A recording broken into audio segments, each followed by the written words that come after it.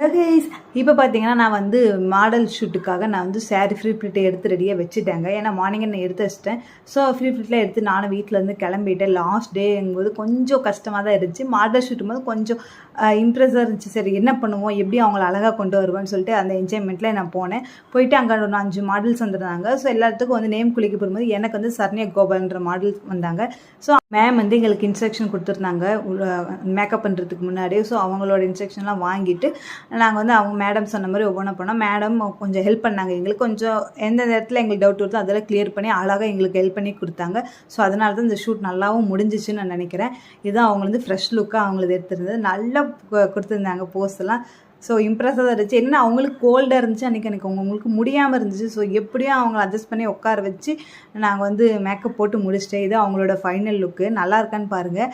நான் வந்து first time ஃபுல்லாக மேக்கப் போட்டு நான் அவங்கள பார்க்கும்போது எனக்கு கண்ணே